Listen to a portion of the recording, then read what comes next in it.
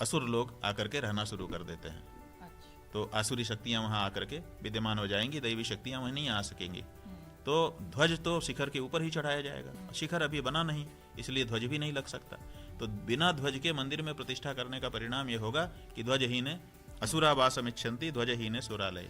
जो ध्वजहीन सुरालय है उसमें असुर आकर के रहने लग जाते हैं। तो ऐसी परिस्थिति में बिना ध्वज की प्रतिष्ठा करेंगे तो असुर की प्रतिष्ठा हो जाएगी। हम तो सुर की प्रतिष्ठा कर रहे हैं, देवता की प्रतिष्ठा कर रहे हैं। इसी तरह से विष्णु धर्मोत्तर पुराण में कहा गया है, ततो ध्वजस्य विन्यासः कर्तव्यः पृथ्वीपते असुरावासमिच्छन्ति ध्वजहीने सुरालये।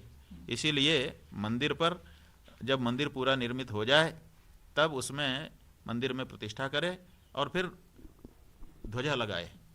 ध्वजहीन जो शिवा देवता का मंदिर होता है उसमें असुरावासमिच्छन्ति, असुर लोग आकर के रहना शुरू कर देते हैं।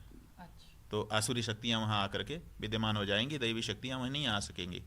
तो ध्वज तो शिखर के ऊपर ही चढ़ाया जाएगा, शिखर अभी बना नहीं, इसलिए ध्वज भी नहीं लग सकता। तो बिना ध्वज के मंदिर में प्रतिष्ठा करने का परिणाम यह होगा कि ध्वजहीन असुरावासमिच्छन्ति ध्वजहीन सुरालय। जो ध्वजहीन सुरालय है उसमें असुर आकर के रहने लग जाते हैं। तो ऐसी परिस्थिति में बिना ध्वज की प्रतिष्ठा करेंगे तो असुर की प्रतिष्ठा हो जाएगी। हम तो सुर की प्रतिष्ठा कर रहे हैं, देवता की प्रतिष्ठा कर रहे हैं।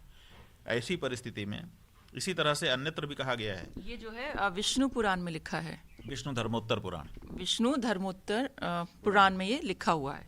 इसी तरह से अन्यत्र कहा गया है कि ध्वजारोहम प्रवक्ष्यामि येन भूतादि नश्यति। ध्वजारोह से भूत नष्ट होते हैं, माने आसुरी शक्तियां नष्ट होती हैं, और अगर वो न रखे तो आसुरी शक्तियां आ जाती हैं। आग्नेय पहाम पुराण कह रहा है, प्रासादस्य प्रतिष्ठां तु ध्वजरूपेण में शृणु ध्वजम कृत्वा सुरैर्दत्या जिताः शस्त्राधि चिह्नितम्। हम प्रासाद की प्रतिष्ठा में ध्वज को अनिवार्य बता रहे हैं। अगर ध्वज की अनिवार्यता ये है कि ध्वज के कारण ही देवताओं ने दैत्यों पर विजय प्राप्त की थी। अगर ध्वज नहीं होता तो उनकी विजय न होती, इसलिए ध्वज महत्वपूर्ण है। तो ध्वज ये महत्वपूर्ण है। ये आग्नेय महापुराण लिखा हुआ है, महापुराण में, आग्नेय महापुराण में ये बिल्कुल लिखा हुआ है।